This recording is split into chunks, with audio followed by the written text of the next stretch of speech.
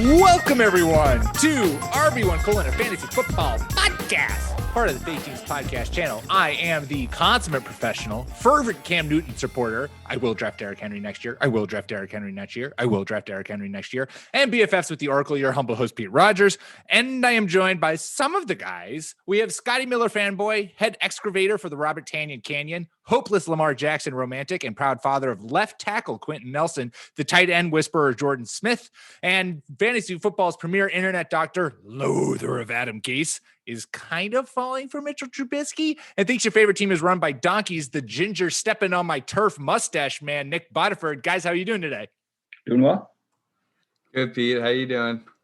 I am well. Any of you guys have championships on the line / looking like you're taking steps towards a fantasy championship this year? No, I was very much hamstrung in a couple leagues by Derek Carr, unfortunately, getting an injury and Keenan Allen not playing like Keenan Allen because of injury. And knew I should have sat him, but what can you do? Well, he also legit told you to start him, which is like, come on, Keenan, know yourself. That's where I was like, okay, he's feeling good. He's good to go. Right. And Keenan Allen, like the number 5 receiver, even if he's at like 75%, is still pretty good. Now, tough luck. I had to experience more than one Josh Allen this week, and that'll do it. That will take you down. Yes. I didn't even have the joy of making it to the semifinals. So I was at a relaxing weekend. Actually, my weekend was stressful because Becca was in the semis in our home league, actually in the finals, because we have our finals end this week, because I guess I don't like 2-week things. I'm the commissioner. I don't know why. Suddenly it was like week 15 finals. And I was like, oh, this is weird. I wonder why I did this. But anyways, and so there was a lot of stress in our household because she was debating between Jalen Hurts and Phillip Rivers to add off waivers and start. And she went with Phillip Rivers.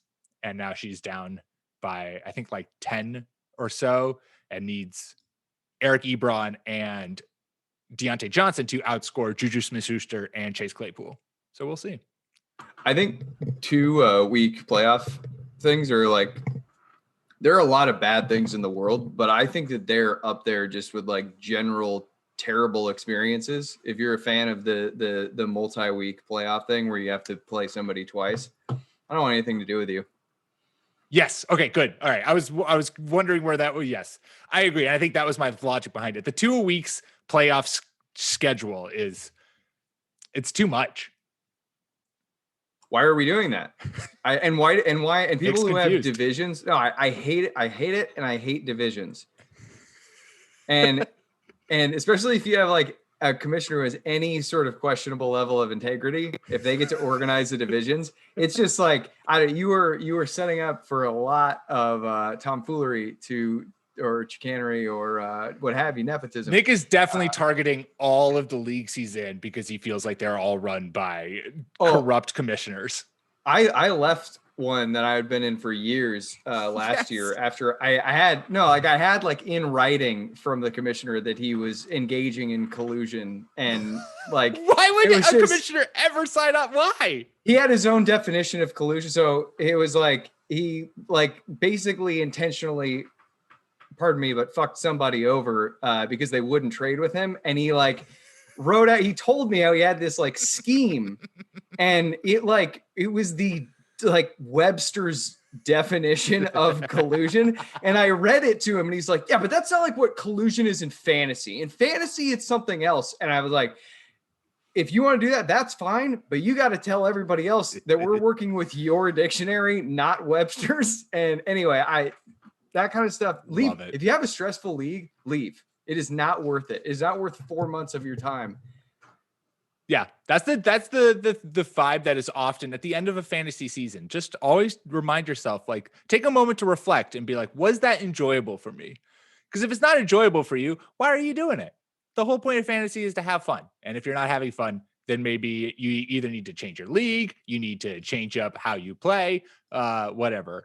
I quickly, before we get into the news and some dynasty targets, what we got on the docket today, I quickly do want to say, what was your guys' vibe on the whole Josh Jacobs spiel that went down last week where Josh Jacobs on Instagram was like, I'm not playing. And then was like, jokes, I'm playing. And not to point fingers, but a certain ESPN fantasy analyst whose last name rhymes with Cherry was very upset about that. And I just was like, what are we doing here? Really? That's you're going to get super upset from a player being like, I don't really care about fantasy and I don't feel any obligation to like tell you how I'm feeling or playing.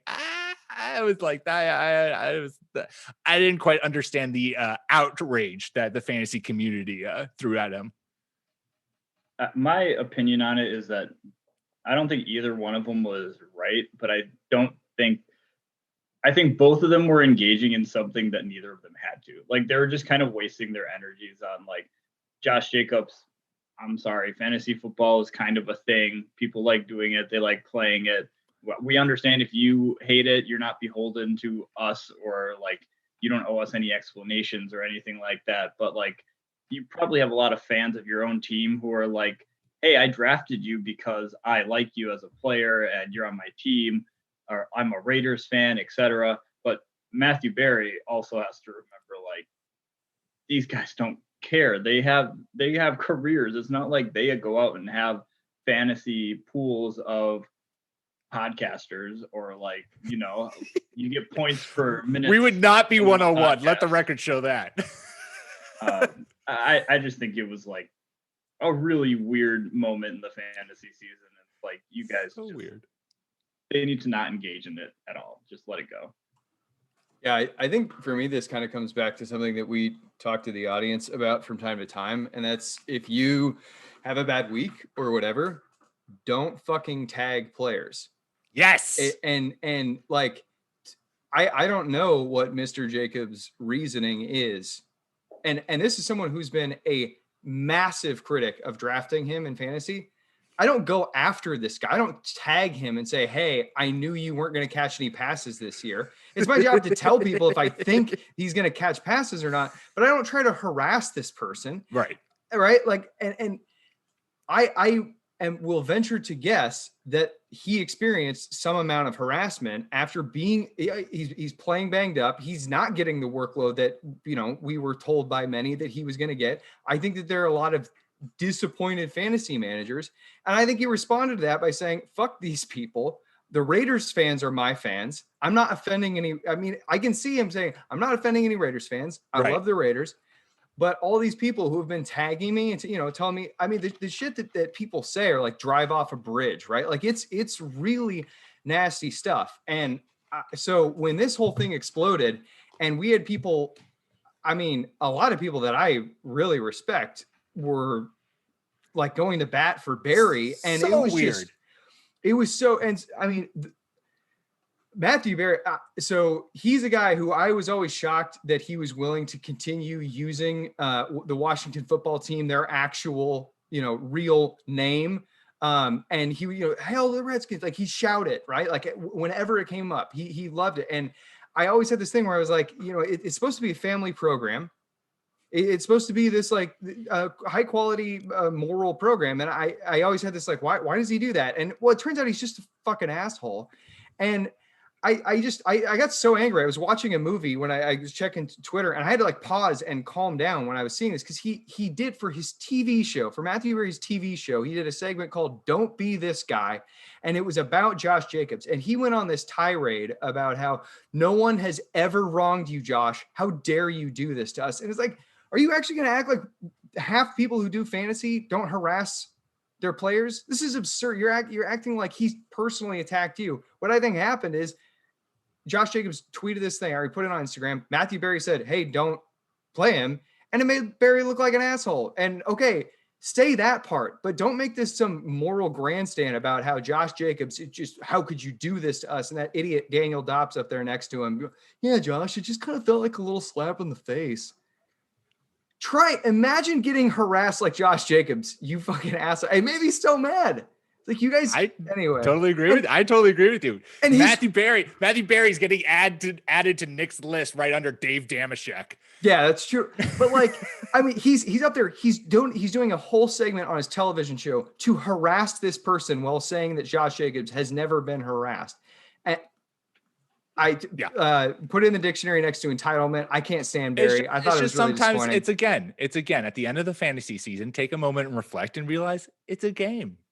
It's a game, and you should enjoy it. And if you are so, I don't know, like if it's so all consuming that you just can't brush something like that off, or that like morally offends you that a person would dare do that to you, well, maybe it's time to reevaluate what your relationship is with fantasy football.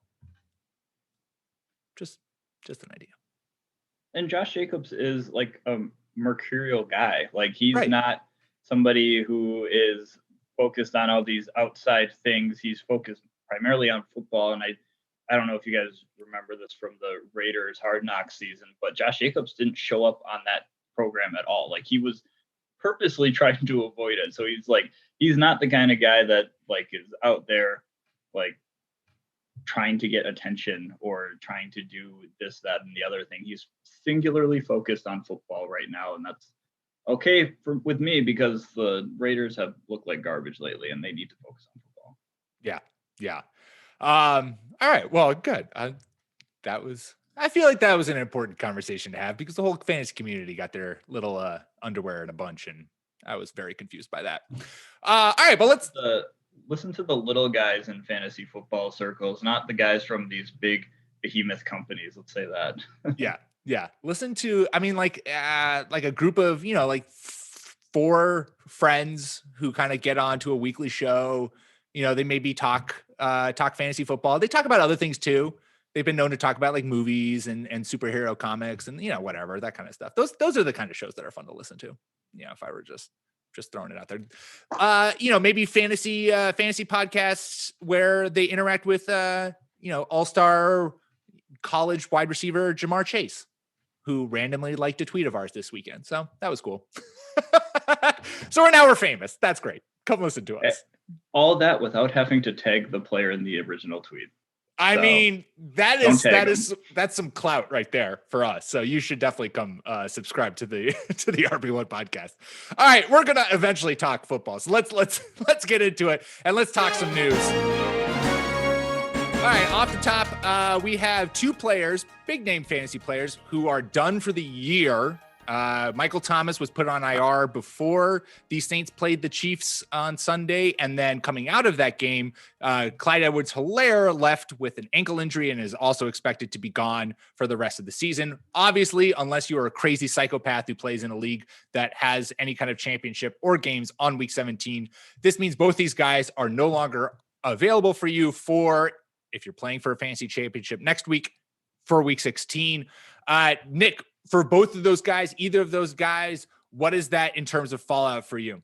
So, I mean, Mike Thomas, it's been pretty clear. Sanders, I think, elevates to the number 1 spot, depending on, matchups. And that can come down to like injuries at the safety position, that kind of stuff. Traquan Smith might be viable as, a spot start in like a deep league, but Sanders is going to get a lot of looks, and I actually haven't looked through the box score on that one. So I'm not sure how Jared Cook did, but it was promising to see Cook kind of turn it around over the last few weeks with Taysom Hill when initially they did not click. And then, I mean, as far as CEH goes, you guys might have to fill me in on that one. Cause like Michael Thomas, I have not yet really looked into the way that the touches broke down in this one, but I know that early in the year, okay, it looks like they did load up Le'Veon Bell. Okay, so that's really promising because earlier on, when CEH was ill and he suited up, but he didn't go on the field, and they just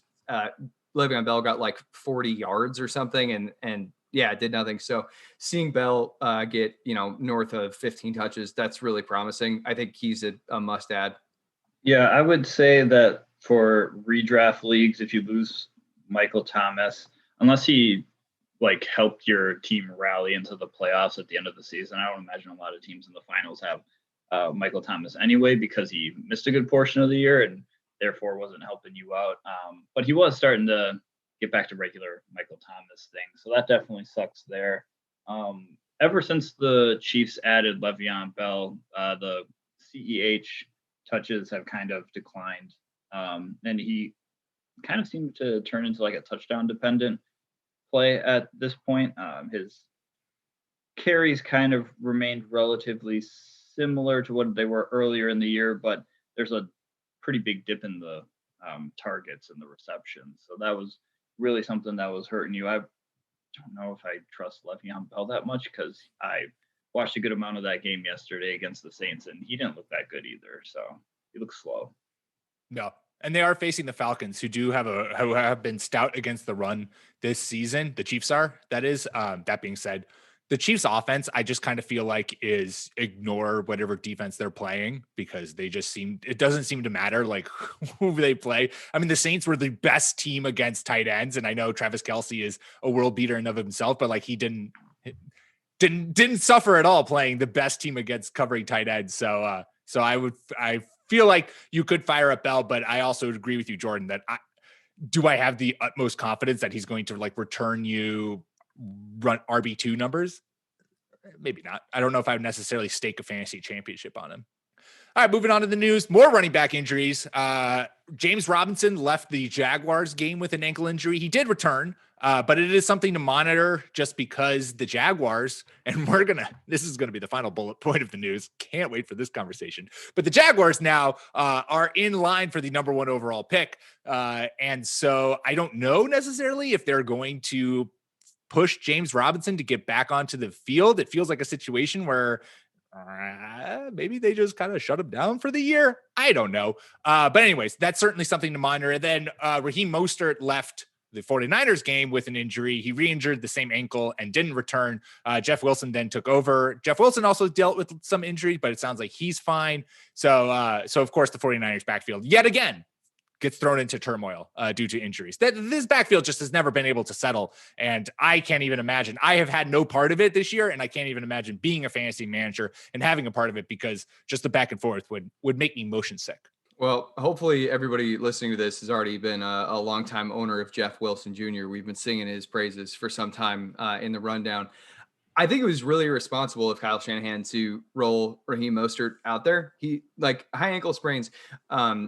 They take friggin' forever to recover. So like Jesse Morse, he was talking about Dr. Jesse Morse. He was talking about this injury last week or in preparation for Week 15's game, and mentioned that Alvin Kamara last year when he suffered high ankle sprain, he knows his trainer. He knows Morse knows Kamara's trainer, and so he was talking to him about like basically the recovery. And he said it was not until well after the season had ended that did Kamara actually return to 100%.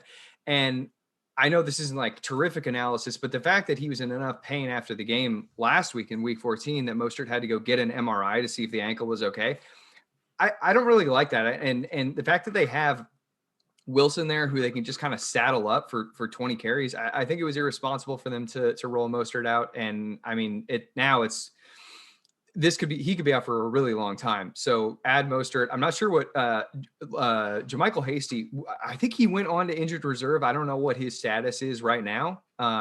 But he'd be a guy to look at. I don't think Jerick McKinnon is going to do a whole lot. The whole legs tired thing is a really bizarre, comments or designation that they've given him. So I don't know if we can believe in him for that. And as far as Robinson goes, dude, what a friggin' cool success story. Totally. He's been so much fun this whole year. I feel bad that I doubted him to begin with, but he proved me wrong. I don't know if they're going to put him back out there though. I think it's really similar to Mostert where, well, I mean, in this case, if they're not playing for anything, should they put him out there? I don't think that they should. Probably best to plan on not having him. Now that said, do we rush to add Divine Azigbo? I think I prefer Le'Veon Bell against Atlanta than just Divine Azigbo regardless. I don't know. What do you guys think? I think there are other running backs that you could target on waivers who I would trust a little bit more than, buying into the Jaguars backfield as a backup. Like who's still widely, oh my goodness, what's his name? Well, first of all, Ito Smith, they just said that Ito Smith is now the starting running back for the Falcons. So there's someone you can add off waivers. And I was thinking of Savon Ahmed, who looked great against the Patriots. I mean, the Patriots run defense is absolute garbage, but he looked great against the Patriots. And I have no idea what exactly the status is in terms of, not Kenyon Drake. That's who I wanted to say. Who's the Gaskin? Thank you, Myles Gaskin. And they play the Raiders next week, and the Raiders also have a terrible run defense. So I wouldn't be surprised for Ahmed to also have another really strong game and be a guy who that's if I were someone who found himself in one of these running back quandaries, I feel like that would be my top target. And also, I mean, Tony Pollard kind of was pretty good. Oh yeah. I feel really bad because I gave a lot of people advice on Twitter who were like, should I play Tony Pollard or this person? And I was always like, what's Tony Pollard really going to do? Well, Tony Pollard went for like 2 touchdowns and 120 total yards. So I was like, shit. He is a better dual threat running back than Ezekiel Elliott is. He can't hold a candle, I don't think, to Zeke's like rushing ability, but as far as what he can do as a receiver, I mean, he can play slot receiver. Like, that's what he was doing. Looked great. At Memphis. That's what he was doing. Shout out to Salvon Ahmed. That was cool. He told his grandmother who was in the hospital that he was going to go get her 100 yards, and he did. And like, which hadn't happened. Right, I didn't realize this. The Dolphins hadn't had a 100-yard rusher since like 2016 or something. Yeah, it's been years. Yeah, it's like, Jesus, come on, Dolphins, get your shit together. Yeah, so that's cool. Was it Frank Gore? Was he the last 100-yard rusher for the Dolphins? Probably. Oh my God. I hope it was. Stats and information is on it. Yeah. Oh God. It is weird though. Like going back to the Niners, just how badly they've been bit by the injury bug this year and deciding to like trot a guy out there who wasn't completely ready to go. Even though like these football players are just built different. So I'm sure he had a large say in like whether or not he wanted to play, and he went out there and did. But yeah, Jeff Wilson Jr. was somebody who has been pretty good. And if he gets like a more heavy workload, that's always good for him. And you should probably have him sitting on your bench somewhere, especially if you have Mostert. The James Robinson thing especially sucks because he's been a good player. He's not gone in the single-digit range for PPR points all season long. It's crazy. Which is great. You just love to have a high floor guy. I thought for a second there that the Jaguars fired Marone, but I guess not. So I was thinking that like in terms of sitting their players and like really going all in to bring Trevor Lawrence in and get that first overall pick, I thought that might be a little bit more out of the question because interim coaches tend to try to win because they're auditioning. But it looks like they're still rolling with Marone unless he gets fired after the season. And, maybe he's just like, he's convinced ownership, Chad Kahn, that he needs another year with the quarterback that he drafted. Who knows? Jaguars actually have a cool coaching staff, but that's for a different time of day. I think Jordan, you are 100% right. Frank Gore, week 6 in 2018 for the Miami Dolphins, rushed for 101 yards. At the age of 44. At the age of 35. To be fair, that's probably the only Dolphins running back I can remember from the past 7 years. Well, you nailed it. Right on the head. All right, finally in the news, it's not fantasy related, but I just find it absolutely hilarious that the Jets beat the Rams and now no longer have the number 1 overall pick, and it's going to the Jaguars. It just brings me so much joy for a Patriots fan who's the Patriots are now out of the playoffs, and all of Patriots Twitter is battling internally as to whether or not Cam Newton should be this team's long-term quarterback. It brought me so much joy to watch the Jets just absolutely shit away the first overall pick because they beat the Rams. Just incredible. Love to see it. I think that. Oh, go ahead, Nick. Well, the Jets were a weird case because Jared Goff looked awful, but Quinnen Williams looked like I told my friends that he like space jammed Aaron Donald's powers, and he looked exactly fucking like him, incredible. Basically. Yeah.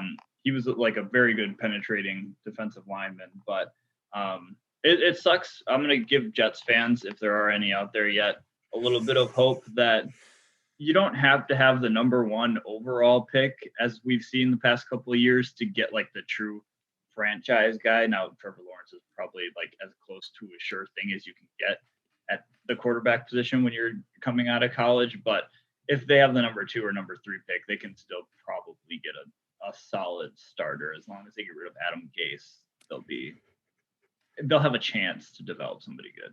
It would make me so happy if this was the week that the Jets decided to fire Adam Gase. It's like we were keeping Adam Gase just to keep losing, and then he won us a game, so now he's out.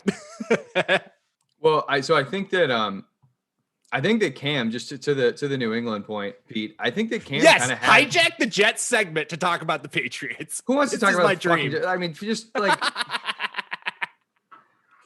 I love it. Elon Musk is trying to, figure out who we should blast into space first. How did we get on Elon Musk? Put Adam Gase on the front of the fucking rocket and just leave out the technology that lets it land again. So, okay. So to the Cam point though, I think that he had a mediocre enough of a year that I don't think there's going to be much competition to sign him in the offseason. And so I think whatever the Pats do, is probably going to be like the move to feel comfortable with, because I think that you can, I can't, but I think Bill Belichick could look at him and go, I see what I can do with him, or I see that I can't do anything with him. And he didn't play well enough that he's going to deserve a high contract, right? Like you can get him, you could probably get him on like a low two-year deal. I mean, Jameis came off of 5,000 yards and 33 touchdowns and got a mill deal from the Saints. So I think you can get another kind of pretty cheap deal for Cam and bring him back for a year. Maybe you draft someone, I think he's going to add competition there. What I want is then go get Allen Robinson and let's see what Cam Newton could do with like a legit number 1 target. All right, we're going to talk some buy low dynasty targets that you should do if you are no longer in fantasy contention. But before we do that, we're going to take a quick ad break. Okay, so as I have said, I have nothing to play for anymore. So in my dynasty leagues, I'm starting to think about my off-season moves. Who should I take advantage of and try to get onto my team? So we're going to talk about that. We're going to talk about some buy low candidates, players who you might be able to, trade with league mates who have a lot of potential moving forward, didn't put it together this year, or maybe even just had an absolute garbage year this year. But there is still hope for them in the future. Now, I will quickly say, before we get into our own individual picks, I wanted to give a group one because mainly I just want to talk about Jalen Hurts and how Jalen Hurts has been playing just absolutely incredibly. And it is not a good look for Doug Peterson that it took this long for him to, take over the starting gig, given how bad Carson Wentz looked. So if first off, if Jalen Hurts is available in your league, you should be adding him this millisecond. Second off, though, do you guys feel that Carson Wentz is a buy low candidate for 2021, given the fact that he's thrown a little bitch fit about if he's not starting in Philly, he doesn't want to be there? Do you think that Carson Wentz can be salvaged and is going to get traded, or are you like, nah, I don't want any piece of it? I would say for the right price. And it depends in your dynasty. Like, are you a contender? Have you made it to like the final 4 of your league? Are you one of those guys who's going to enter the draft next season and have like draft picks that are towards the back end at a couple rounds or something like that? Then maybe you can be like, hey, here is a 3rd or a 2nd round pick. Let me take Carson Wentz off your hands, and you can just sit him on your bench, see if another team goes after him. Another team will likely want him. It depends on if the Eagles are actually willing to part ways with him, because they've been pretty vocal in the past about how they call their backup QB the second quarterback, or however they phrase it. So I would say for the right price, if you want to take a flyer on him, there are worse ways to spend your draft picks. So I just a question to pose to you guys. I've never had the pleasure of playing in a dynasty league before, and I'm curious in your guys's experience, are there actually good fantasy managers that go into full rebuilds, or is it pretty much like all the other formats where if you're good, you're competitive pretty much every year? And why can't you just have a good team all the time? Right? Like why are there rebuilds? So talk to me about this. I think it's mostly that, like, if you are a team that is, so I'll say fantasy football dynasty, I only have been in a couple leagues recently. I've been in fantasy basketball dynasty for a lot longer.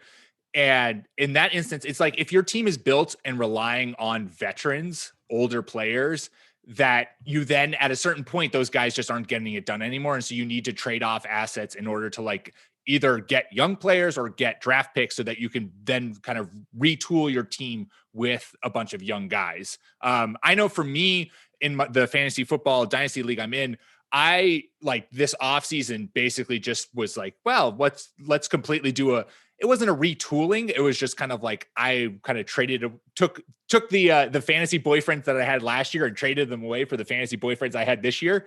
And so basically did my own kind of like, redraft. But for them, I think you get managers who, if you've been in the bottom of the league for a long time, you're trying to like trade to get back into it. I don't know. I think Jordan, you seem like, I think you've had more experience in Dynasty than I have.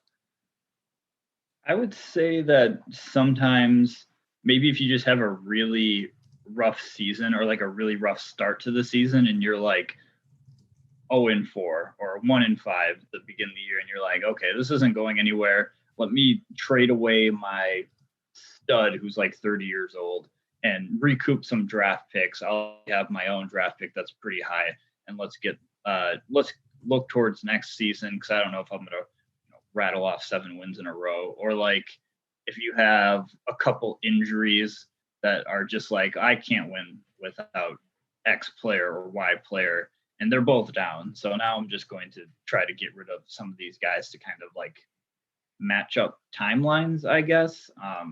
I tend to, and I'm giving away trade secrets here, but I try to get rid of guys who are, I think, past their prime, like a year early before a year too late. I'm trying to Belichick my way into some championships in fantasy. Okay. All right. So regarding the actual question that I was asked, though, sorry about that, Pete, the Wentz question. Yeah, I think people should totally invest. So I'm looking at over the caps free agent quarterbacks right now. Dak Prescott, both Jacoby Brissett and Phillip Rivers and Mitchell Trubisky all are going to be free agents next year, as well as actually worth mentioning Ryan Fitzpatrick. So Dak, I mean, depending on how Jerry Jones is feeling at this point, if he's still doing his dumbass thing that like Dak's not a franchise quarterback, can you see anything more like Jerry than going to steal the Eagles quarterback and be like, we're gonna have success with Cart? I can see that happening. Don't do that, Jerry. And you have to be really bad to not produce fantasy wise as the quarterback of the Cowboys right now with the infrastructure that they have. So that could be interesting. The Colts, the Colts make a ton of sense because what's his name's there? Reich. Yes. Yeah. It's perfect. Yeah. Yeah. So, and I mean, if they sign him or they go after him, well, that would say a lot, right? That would say a lot about what Reich thinks of him. So if there's any inkling that Reich is like, if they're sending out feelers, then yeah, definitely go snap him up, because that's telling you Reich, a very smart coach, likes Wentz a lot. So that would be cool. The Bears, I mean, I don't believe in Nagy at all, so that might be tough, but that probably comes, down to whether or not Allen Robinson re-signs. And then Fitz, it's just tough to know what Tua is right now. He looks pretty good, but can a rookie fail in his second year? I mean, yeah, up until like 3 weeks ago, we were wondering if Baker Mayfield was just toast. Yeah. All right, well, let's talk some guys. Oh, sorry, Jordan, you did something?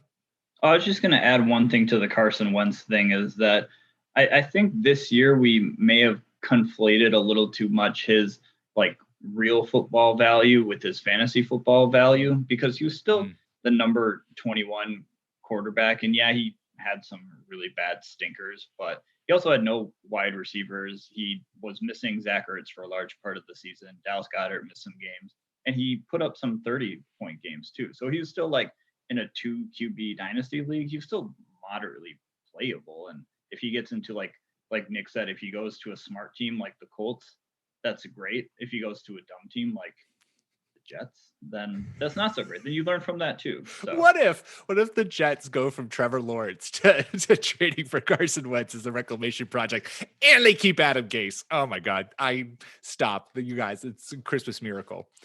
All right. Well, let's talk about some guys who we are happy to buy low on. Nick, why don't you start us off? All right. So as you said, Pete, there are so many guys to choose from here. Top of my list right now, this is kind of low hanging fruit, but Kenyon Drake's contract is up at the end of this year. I think Chase Edmonds, he definitely gets first crack at the lead back job. I had no doubt that they will bring guys in, and they drafted, somebody help me out here. The rookie that they brought in this year I know who you're talking about. Like third round pick. Anyway, he'll have pontificating. Chase Edmonds will. Yeah, there you go. Benjamin. Yeah. So he's going to have competition. I'm sure that they will bring in another rookie to try to just build that group. Edmonds has been good. I think that we've come to understand that unless a running back is going to get the full dual threat workload that Kenyon Drake had last year when he was acquired, the Cards running back is not going to be a running back one. But as far as, if you can get 3 years of like lead back duties out of Chase Edmonds, that would be awesome. Right.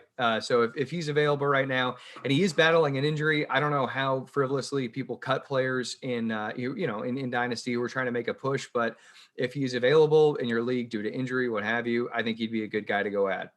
Dude, this is you're talking for Chase Edmonds. That's right. Yeah. Chase Edmonds, not Kenyon Drake. Not Kenyon Drake. Yeah, I like that. I mean, we've heard Cliff Kingsbury has said before that like Chase Edmonds is an RB1. And we've seen him back that up by splitting so much work. Kenyon Drake had a stretch in recent weeks where he was, the RB1 and had a bunch of touchdown production, but he certainly hasn't been doing the dual threat running and receiving that he did last year and that Chase Edmonds brings to the table. So I like that. I think he's someone who you can get really cheap because a lot of people will just kind of not even think of it as a thing. He's someone, and you said this, Nick, he is someone who I would make moves for sooner rather than later, because if Kenyon Drake does leave in free agency, then suddenly Chase Edmonds seems to be in that incumbent RB1 and the price might go up for him. But if you can trade now when Chase Edmonds, you might not know that Kenyon Drake is a free agent and that Kenyon Drake is still on that roster and whoever's managing Chase Edmonds is like, season's over. What do I need with Chase Edmonds for? He was just a waiver wire ad. Then that's a great one. Yeah, and I am being presumptive here and assuming that if the Cards really wanted Kenyon Drake, he would not be playing out his contract in week 16 right now. Yeah. All right. So a guy who I have so many who I want to talk about. So I'm going to kind of sandwich two guys together. Forgive me. Just so that I have another one, because there's another one I want to talk on. So we're going to sandwich two guys together, and they're in similar situations. And so I feel like this is my way of unifying them. Juju Smith-Schuster and Chris Godwin are both free agents at the end of this year. Both of them have been pushed down the pecking order in their respective offenses. Chris Godwin more than Juju, but Juju certainly has also not been the wide receiver one that we thought he was going to be. Deontay Johnson has taken that. Chase Claypool has emerged as an extremely viable receiver. I mean, we know that the Steelers can just produce wide receivers like it's absolutely nothing. And I think, Jordan, you said this a while back, but I think the Steelers have outright said that they are like kind of looking to move on from Juju. Am I right? I'm not sure if it was a smoke screen, but I think at one point they said that it might have been also too that they're just not discussing contracts during the season, but they said that they weren't looking at extending him. Yeah. So anyway, so that's a sign too. And then Chris Godwin, he is, who knows what this Bucs offense is going to be next year. And I'm sure there's going to be a lot of turnover there. The Bucs might sign Chris Godwin to a long-term deal, which was still, I would still be adding him because I don't think Antonio Brown's going to be there next year. My point is that both of these two wide receivers have underperformed what our expectations were for them, but could be in much better situations in 2021. And so I think now is a great time to get them onto your team for a lot cheaper than what they could be, because both of them could be like reliable wide receiver ones in fantasy. And this is the time to get those guys onto your team without having to pay for like they are a reliable wide receiver one, especially Juju, man. Like if Juju, fingers crossed. I love Allen Robinson, would love for Allen Robinson. But if Juju feels like a perfect slot replacement to Julian Edelman as a guy you can play inside, outside for the Patriots, like if Juju went to an offense where he is the guy, he might get back into that reliably wide receiver two floor, wide receiver one upside. So both those guys are guys who I'm targeting in dynasty leagues for this season, off season.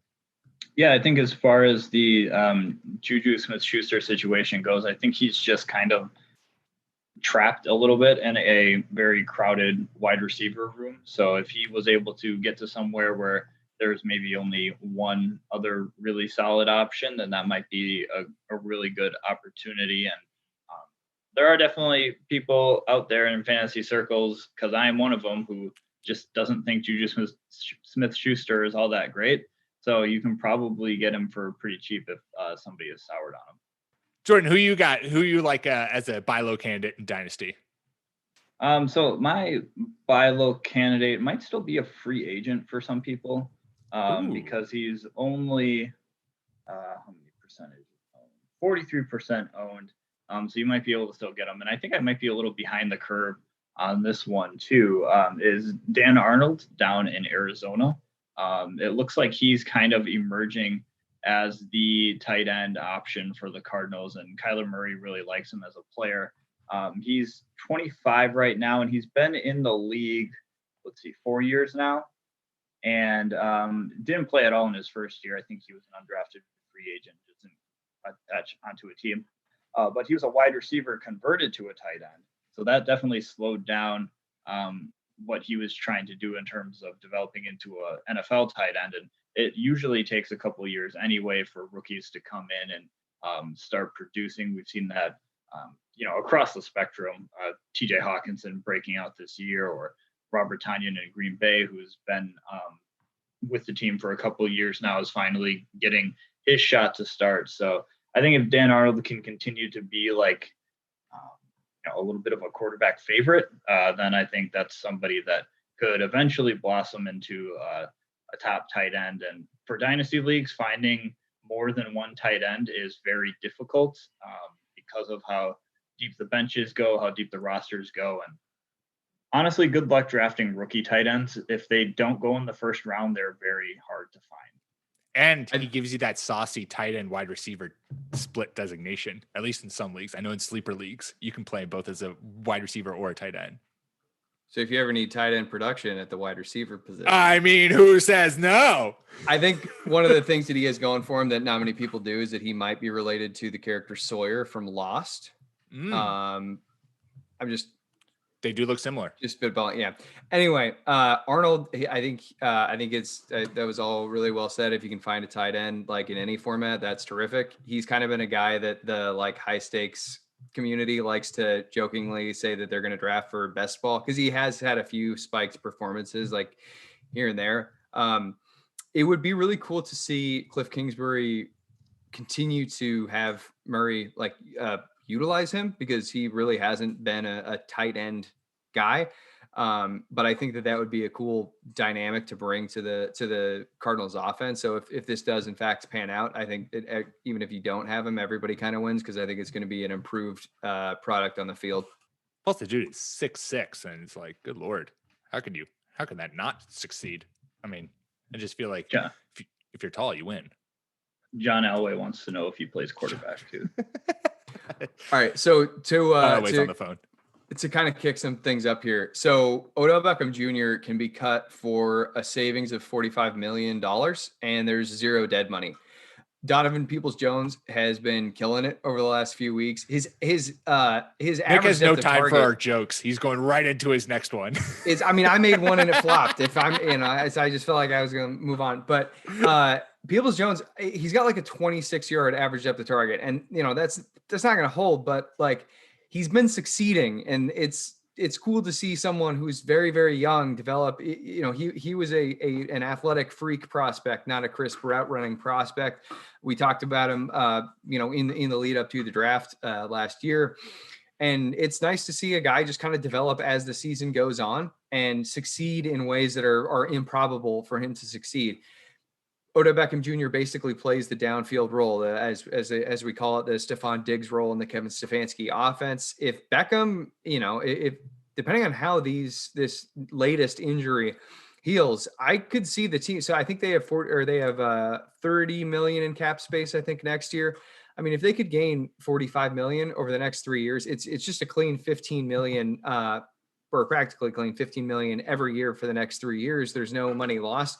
I could see them cutting him and just elevating Donovan Peoples-Jones and sort of, Higgins is like a wide receiver duo there. But Peoples-Jones, his ceiling is drastically higher than Rashard Higgins is. So he would be someone that I would definitely be trying to acquire at this point. Yeah, I like that a lot. And I also feel like we're starting to come into this where there is this weird thing that, and we've seen it in backfields, Sean McVay's backfield, for instance, but there is this kind of dilemma of like paying a star at a position, specifically wide receiver or running back, a lot of money, and then feeling the need to like get the ball to that person. And if that doesn't work for your offense, not being able to like say, all right, we're just going to spread it around and just kind of like go to the hot hand. And when you get these instances where, you don't have Odell, now suddenly the ball gets spread around more evenly and you get other people spiking because it's not like, all right, we need to get Odell his touches. I wonder if we start seeing a transition away from like, I don't know, are we going to start devaluing wide receivers now? Is that the next trend in the NFL, to not pay these top wide receivers a ton of money because of the fact that on some of them, some guys, DeAndre Hopkins, if you have your offense run through DeAndre Hopkins, good for you. You should never trade away a prospect like DeAndre Hopkins. The guy's phenomenal. But if I don't know, it's something that I saw on Twitter and I thought was an interesting idea, that maybe the devaluing of wide receivers is coming next. Well, yeah, I mean, so that discussion has kind of been had with Kyle Shanahan over the last couple of years, totally. where that offense just gets guys who fit very specific roles and they just do those roles, and they don't really have, I mean, Debo, he is the number one, he's the X, but like, normal X's don't get negative air yards at the end of a game. Debo's, is the number one receiver who finishes with 100 yards on negative air yards. Yeah, so I think it is turning into a platoon. It's turning, the position can be turned into a platoon, like a backfield. And if you can find a way to save money at a position, the NFL is going to start doing it. And I like Donovan Peoples-Jones a lot. That's a great call, just because of the fact that we've seen Baker Mayfield look much better in these recent weeks. And so that's the ultimate investment that the Browns have, is right. We need to make Baker Mayfield succeed. And when you find someone with his connection with Donovan Peoples-Jones and how that's just helped with Jarvis Landry and with Rashard Higgins, like, I wouldn't be surprised if you see that helps Peoples-Jones get kind of pushed more into the role in 2021, because ultimately you got to make Baker look good and make Baker be successful. And he's been a lot more successful in the back half of the year than the front half. Yeah, I like Donovan Peoples-Jones. He's one of those guys that came out of the draft that was just like a high relative athletic score guy. Like, he just had a ton of very good measurables coming out of the combine and out of the pro days and all that good stuff. Odell Beckham Jr., I think, is a player that, like, now I don't have any data backing this up, and this is all just kind of taking a walk down narrative street here, but I think he needs like a quarterback who is, and there's not that many of these out there, but a quarterback who is like kind of in charge of the franchise on like a respect level, and somebody who Odell can be like, this guy's been around the block, he knows what he's doing, and I respect his football acumen. I don't think Baker Mayfield, especially not last year, wasn't that quarterback. He might not even still be that quarterback, but he's doing better just because I don't think he has to think as much about making sure he gets Odell Beckham Jr. the football. Whereas, like, for all of Eli Manning's faults, and we're not going to have a Hall of Fame Eli Manning debate right now, but he's not. Before his very noticeable decline, he was at least a guy who was like in charge of the organization and in charge of like the offense, and somebody who knew how to get Odell Beckham Jr. the ball within the flow of the game, which it came more natural. And when Odell was out there with the Browns, despite him getting 13 targets, it just did not feel like a natural thing. So he needs like a Tom Brady or like a Patrick Mahomes. Like, you don't want to give these guys more weapons than they already got, but you need somebody who just has kind of that cachet and like that sort of level, somebody like that. And I don't know Baker Mayfield. Yeah. I would watch. I had Odell on my roster because yet again I just couldn't talk myself out of it. And so I drafted him. And so I would watch Browns games. And you're totally right, Jordan. He would get 13, 14, 15 targets, but every single one of them felt forced. None of them like felt in the flow of a game plan. It was all just like, all right, all wide receivers do some other shit. Odell's running a comeback, and that's the only thing Baker's looking at because we need to get Odell, 10 yards here. And it would be contested, and it would be, a 50-50 jump ball, and it often wouldn't work for him. So I totally get that, where it's just like, it didn't feel natural. And I think he needs to go into offense where it would feel natural. And I don't know what that is, but hopefully he finds it. We're hoping for the best for you, Odell. We all want the best for you. All right, I'm going to hijack my own segment again and break the rules because I just am a terrible person. But I, again, have these people connected. There is a similarity here. And I'm talking about, you guys will appreciate this because I'm talking about both of your teams. So I'm really here just to appease you guys. AJ Dillon for the Packers, Rashad Penny for the Seahawks. Both of them could step into massive roles in 2021 because for the Packers, Aaron Jones and Jamal Williams are both free agents, and Chris Carson is a free agent for the Seahawks. Rashad Penny is coming off of an ACL tear, right? And just recently took the field this past weekend for the first time this season. So he's someone who is more or less a complete afterthought. Yet we saw him last year put up some really good numbers at the end of the year, and there was a lot of hype about him until he tore his ACL. And so he certainly, and we know that Pete, there's nothing that Pete Carroll loves more than running the football. So investing in the Seahawks backfield, particularly the young running back who could be in line for the bulk share of the Seahawks touches, seems like a great no-brainer to me. And then for AJ Dillon has seen some touches this year, but very few. When he has, I like him. He busted off a big run last week, which had Becca all kinds of hyped when we were watching the game. But with like, he was drafted for this express reason that Aaron Jones and Jamal Williams are free agents at the end of this year. I don't know what the Packers will do. Jordan is an insider. He is very connected with the Packers organization, so I'm sure he can reflect and tell us more about what their plans are for this offseason. But he's a second round running back who they got for a reason. And so I think if you can get either of those two guys on your roster for Dynasty, I think that they're going to pay off big time. Personally, I hope the Seahawks don't move on from Chris Carson because I just traded for him, and I want him to have continued success in Seattle and let Rashad Penny, I don't know, have a good backup role. Or fester like in the bench. Get rid of Carlos Hyde because I'm tired of him stealing my 50-yard touchdown runs. And for the Packers, I think it would be a little bit harder to get AJ Dillon on a buy low sort of thing because I think people who have drafted him in Dynasty leagues kind of drafted him for that foreseen instance is because Jamal Williams and Aaron Jones both have contracts up. I think it's more likely that the Packers re-sign Aaron Jones to like a manageable deal and let Jamal Williams walk so AJ Dillon can kind of fill in. But AJ Dillon, you still might be able to because Dillon missed a lot of games this year.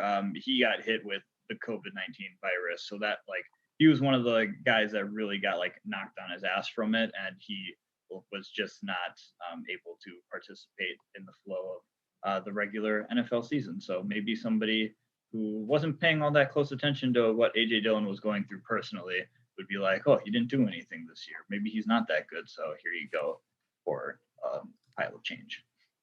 So Penny is not someone who I would trust, but I will be the first person to say that I'm very biased because it was just a terrible ass pick as, first round running back. Nick has no ulterior motives for hating this pick. I mean, yeah, right. Yeah, totally. Okay. So his body though, so he's taken a really long time to recover from this ACL tear, way longer than normal, than it should have taken. And I was just clarifying that he didn't tear anything else. I thought he did tear more than his ACL, but from what I just said, it was just the ACL, which is almost more worrisome that it took so long. This is his third year on the team, and it took him ages to get on the field. because he ballooned to like over 240 pounds when he's drafted at 220 and then came into camp as a rookie, like fat basically. And so he has basically commitment issues. He's got an ACL repaired in his knee, and Carson, I don't know. I mean, they're not keeping Carlos Hyde. Carlos Hyde just looks like he's running in molasses when he's out there. I wouldn't be surprised if they re-sign Carson and Penny stays as the number 2. People really, really were high on him as a rookie, and I just didn't get it because of Carson. And he's not an impressively athletic athlete. I think he's like a little above average, but he's really not special. Anyway, I get it though, because of the fact that the 2 backs on the team ahead of him are, potentially gone. I think it's a prudent move to make, but I wouldn't get pumped about it like, JJ Zacharyson was like taking his pants off over it. As far as Dylan goes, keep your pants on, JJ. Yeah. As far as Dylan goes, it's going to come down to what the hell that front office thinks. And I've got nothing good to say about that front office. So I could see them keeping him and rolling this guy who had like 950 carries out there, thinking that he's going to have a long career. I don't know. But again, it's sort of in the same vein. Like there's reason to believe the leader of the backfield might be gone. So it makes sense to add him. Talking about a guy who's not the leader of a backfield, Mike Davis is a free agent after this year.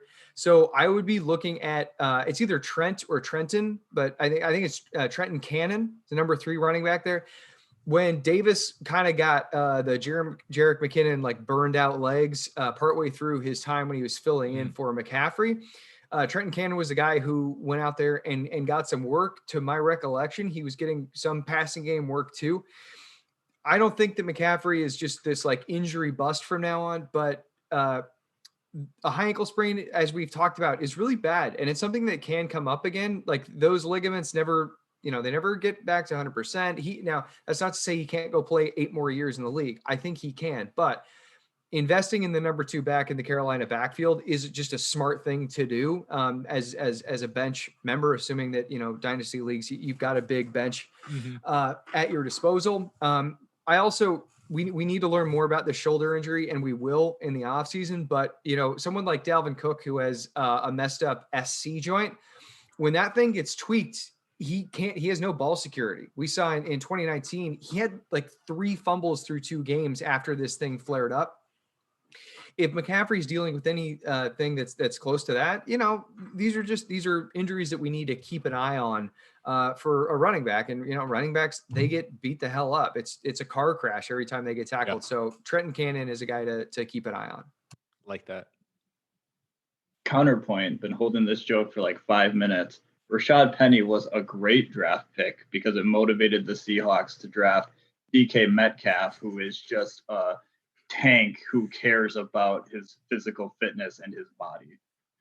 That's a really good point. And I think that shows what a good drafter John Schneider is, and that this organization was not built by Scott McLuhan, who somehow his alcoholism does not impact his work, which is incredible. But anyway, we'd love to get McLuhan back in the building. That would be cool. Just a functioning Dom Draper. There you go. Now the pendulum's going to swing back, and the Seahawks are going to draft some guy who has trouble controlling his body weight. His line was he just keeps it to beer now. Because he was drinking vodka in Gatorade bottles, and that he couldn't do that. Things went wrong there. But when he said, "I just keep it to beer now," then you get a lot fuller with beer. Let me say, it's really hard to drink a ton of beer than it is to drink a ton of hard alcohol. Also in public, if you're pouring silver bullets out. Anyway, all right, on to the next. Jordan, do you have any final dynasty ads? Yeah, just real quick, I'll do this one. My last one is just going to be Adam Thielen. He's had a couple of dud games that I think might have made people sour on him a little bit. He's 30 years old, so that might cause people to, kind of hit the panic switch a little bit and be like, oh, I need to get this guy before he, completely falls off of a cliff. And the emergence of Justin Jefferson as like one of the top wide receivers in the league, basically, might have people thinking like, oh, Adam Thielen's not a number one wide receiver anymore. Let me get whatever I can for him, especially in a team that's like very committed to running the football.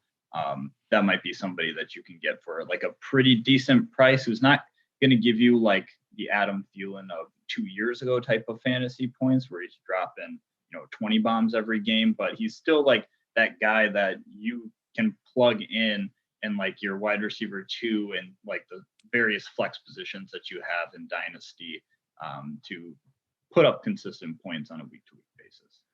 Yeah, he's a guy who is going to, I think you're totally right, Jordan, that I think in 2021, Justin Jefferson is going to be the number one wide receiver in Minnesota. He is going to be the guy you go draft from that team. And I think there's going to be a lot of people who do sour on Adam Thielen, and that you can get him at a discount, understanding that his role is no longer wide receiver 1 with a wide receiver 1 floor, but rather, maybe high-end wide receiver 3 floor with wide receiver 1 upside on any given day of the week, but predominantly will probably be a mid-tier, maybe slightly low-tier wide receiver 2. And I think that is something that you can get him for in trades on Dynasty leagues, and is a part that you need for your team. Like I for instance, would love to have him as my like wide receiver 2 or 3, especially since for me this year, I was dealing with DJ Chark being my wide receiver 3 all year long, which sucked because after a great year last year, DJ Chark didn't really do anything this year. So having a wide receiver 3 who is basically a surefire lock to get you double-digit PPR points every game, yeah, I would love to do that. Delightful. All right, I know I said in the pre-show notes that we were going to talk favorite plays for Week 16, but it is late. We've talked a lot about, and rightfully so, Josh Jacobs. So quickly, I will open the floor if you guys did prepare for that and do want to share a Week 16 play that you are high on, then knock it out. If not, we will just then wrap things up. I'll just say again, Brandon Ayuk, because he has been a guy that's consistently been able to perform, and I love it. I love it so much. I think that for a lot of folks who added Jalen Hurts, it was done out of a position of luxury, because I think that when he kind of when he got the job, he was such an unknown. We didn't know if he was ever going to be able to throw the ball. So I'm assuming that a lot of people who have him are in the playoffs right now, and they were able to just add this guy to their bench. They probably had a really good starter. At this point against Dallas, I would start Jalen Hurts over many entrenched pretty much everyone. Starters. Yeah, I mean, I will see where he lands in the rankings tomorrow, but I think probably like QB6, maybe QB5. So if you're wondering, if you have any questions like, hey, is he the real deal? Should I actually trust him? I dropped, Matt Breida for him or what? Like, yeah, do it. I'll quickly throw someone in. I like Darnell Mooney for the Bears. He's put together 4 like decent wide receiver 3 games, coming off of a good one against the Vikings where he had 49 yards and a touchdown. And they play the Jaguars this week, and this Bears offense is suddenly clicking and vibing. And so I'll fire him up. Mooney is an interesting dynasty ad. Should Allen Robinson leave Chicago? Nick Butterford tying it all together. Even if Allen Robinson doesn't leave, I definitely think he kind of replaces the Anthony Miller target. Yeah. So for sure. So Darnell Mooney, buy low dynasty target, and someone you should just get now to play in Week 16. Oh, we're so good. Awesome. All right. Make sure you subscribe to the Fake Teams podcast wherever you get your podcast, iTunes, Spotify, Stitcher. That's how you'll not only get us, but also our fantasy baseball and fantasy basketball show. Basketball starts on Tuesday as you're listening to this, so make sure you tune in to the fantasy basketball podcast if that's what you play. Follow us on Twitter I have to remember what podcast I'm talking about. At RB1 Podcast. Follow myself at Pete M. Rogers. Follow Jordan at Jordan_Smith27 and Nick at Ginger__Nick without a K. We will be back at you next week. Best of luck to everyone who is playing in meaningful fantasy games still. Until then, peace.